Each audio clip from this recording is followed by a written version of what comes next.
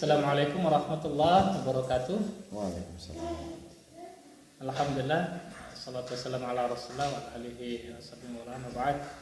Pemirsa, insyaallah dimuliakan Allah. Berjumpa lagi dengan saya Nilhi di AL Dakwah Maluku.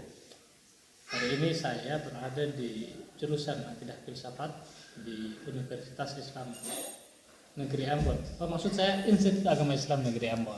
Ya. Ini kayaknya sudah mau menuju ke sana nih, insyaallah. Ya, ada ininya begitu. Nah, ini akan bincang terkait persoalan, mungkin ini masukan-masukan untuk masyarakat Maluku, untuk generasi Maluku, khususnya di bidang perekonomian atau wirausaha, ya, di dunia maritim atau kelautan. Nah, bersama-sama dengan saya sudah ada Pak Andi Merasa Besi. Beliau di IAIN Ambon sebagai dosen dan memang banyak memberikan mata kuliah terkait kewirausahaan. Nah, bagaimana kabar Pak Andi? Alhamdulillah baik Ustaz. Alhamdulillah. Insyaallah. Ustaz sehat Ustaz. Alhamdulillah. Ini kayaknya pemirsa kurang lihat Pak Andi punya wajah nih, karena lihatnya ke sini ya. Iya, kita menyambut. Tapi setelah ini akan pemirsa lihat. Nah, berkaitan dengan tema tadi Pak Andi terkait peluang-peluang ekonomi yang ada di Maluku, khususnya kewirausahaan. Saya mendengar banyak atau beberapa berita ya yang berkembang ada di masyarakat bahwa ada daerah-daerah yang punya potensi ikan yang begitu luar biasa. Itu tapi setelah mereka mendapatkan ikan itu, kemudian mereka tidak tahu kira-kira ikan ini didistribusi untuk apa dan kemana gitu. Paling yang mereka lakukan adalah jualan keliling, ya, mereka jual ikannya mentah. Tapi kalau ikan banyak sekali, akhirnya mereka buang gitu. Melihat kondisi ini, kira-kira apa masukan Pak Andi untuk masyarakat sehingga bisa mereka kelola ikan itu supaya bisa menjadi ya, dikonsumsi oleh seluruh masyarakat di Maluku barangkali. Ya baik. Jadi ini dari pengalaman ya, terus dari apa yang saya jalani dan perspektif yang saya ketahui tentang ikan ya di Maluku. Memang wilayahnya wilayah maritim, punya banyak sumber daya laut, tapi terkendala di kalau dibilang ikannya banyak, kenapa kok dia tidak bisa digunakan atau tidak bisa dimaksimalkan? Menurut saya itu masalah dari saluran distribusi. Jadi perlu diketahui memang Maluku ini bukan apa, tapi kepulauan, dia tidak satu pulau kayak Jawa yang tersambung, akses infrastrukturnya bisa darat, kereta, tapi di sini kan semuanya harus serba melalui laut. Memang fokus kontrol itu menjadi salah satu kendala juga. Fokus kontrol ya. Fokus kontrol itu menjadi satu kendala juga. Memang teman-teman itu banyak juga yang melakukan penelitian masalah pengembangan ikan, sampai dibilang ada yang sudah berupaya bikin abon ikan. Tapi kalau dia jadi abon ikan, karena input biaya untuk bikin abon besar, sehingga nanti harga jualnya juga naik. Nah, harga jual ini naik, dia tidak sebanding dengan harga abon-abon yang didistribusikan dari Jawa. Jadi dia sudah kalah dari segi harga. Dan masyarakat umum atau masyarakat awam pada dasarnya pasti membeli, faktor utama yang dipertimbangkan pasti harga. Karena ya dilihat juga bahwa memang secara data Maluku masuk provinsi termiskin ke berapa tuh dia? Masih masuk 5 besar lah, dia masih di peringkat ketiga kalau nggak salah terakhir. Jadi memang mereka untuk kemampuan sandang pangan papan ini cukup fokus, sehingga problemnya memang di inovasi yang dipaksakan juga harga akan naik kalah saing dengan produk-produk yang telah didistribusikan dari Jawa dalam jumlah yang besar. Kan semakin banyak kuantiti yang kita kirim, maka harga semakin turun. Kalau kita kan produksi sedikit, maka harga juga pasti akan naik.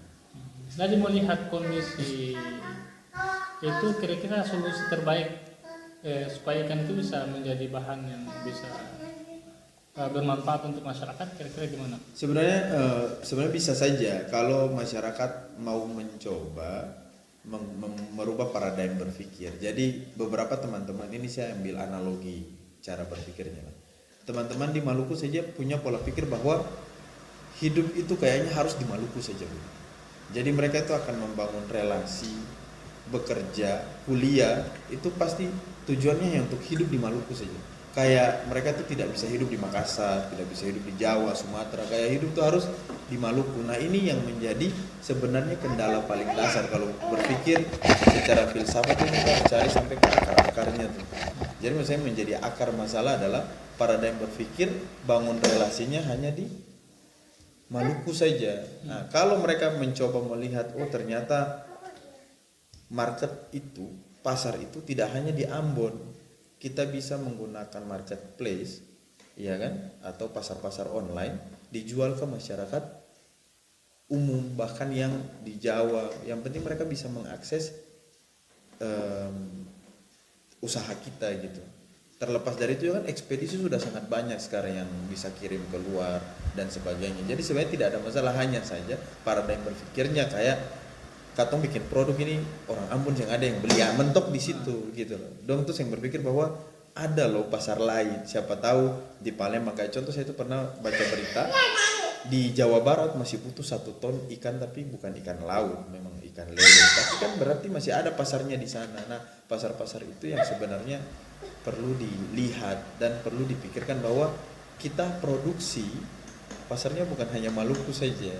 Dengan kemajuan teknologi hari ini, anak muda yang bermain sosial media harusnya mereka tuh bisa berintegrasi, kolaborasi untuk mensukseskan itu. Jadi pemuda bisa dilibatkan untuk marketingnya dan sebagainya. Itu marketingnya ya. Marketingnya. Jadi memang ternyata di Maluku kendalanya Aksesnya terlalu iya. Dan mungkin poin penting saya di yang tadi itu masalah paradigma berpikir. Paradigma berpikirnya memang sangat kelihatan. Pokoknya semuanya ke Maluku saja. Jadi apapun kelihatan mereka itu tentang kemampuan saja. Memang bagus kita cinta tanah kelahiran kita, tapi kita juga perlu rasional bahwa pasar itu transformasi, berubah. Dulu offline, sekarang online. Dulu orang tahu di pasar nelayan baru pergi cari ikan, bawa baru mendarat orang Sumanggurebe. Itu zaman dulu itu semuanya berubah, pasar sekarang bertransformasi. Sampai sekarang tuh mungkin kita di kota juga lihat mas-mas yang pergi beli di pasar, mereka kumpul di satu gerobak, mereka bawa ke rumah. Berarti kan pasar ini bertransformasi cukup besar. Jadi berkembang Dan ini yang perlu direspon oleh seluruh kalangan lapisan masyarakat di Maluku. Ya, mungkin seperti itu pemirsa ya. Terima kasih Pak Andi sudah membersamai kami di AL Dakwah Maluku. Ya, semoga ini menjadi informasi baik lah untuk masyarakat Maluku, khususnya yang mungkin konsentrasi mata pencariannya di nelayan, bidang kelautan, bidang kemaritiman. Ya. Bagaimana ikan-ikan itu bisa dikelola sehingga bisa bermanfaat untuk tidak hanya di desa itu, tapi untuk seluruh negara ya. Mungkin untuk Indonesia dulu lah. Di Indonesia pada khususnya. Insya Allah seperti itu. Ya, mudah-mudahan material bisa bermanfaat. Terima kasih Pak Andi kedua kalinya sudah bersama dengan kami. Mungkin nanti akan ada diskusi lain. Amin. Perekonomian Maluku ya, masih banyak sebenarnya di otak beliau ide-ide tentang kewirausahaan. Jadi bisa pemirsa juga bisa hubungi langsung ya Pak Andi di Ambon ini beliau sudah terkenal. Insya Allah kami ucapkan terima kasih juga kepada pemirsa yang sudah menyaksikan video ini. Jangan lupa like, subscribe, dan share supaya mungkin bisa bermanfaat juga untuk pemirsa ya. Karena orang yang menyiar kebaikan dia akan mendapatkan limpahan pahala yang sama dengan orang yang memberikan informasi itu dan tidak mengurangi nilai pahala dari orang yang memberikan informasi. Demikian saya ucapkan. Assalamualaikum warahmatullahi wabarakatuh.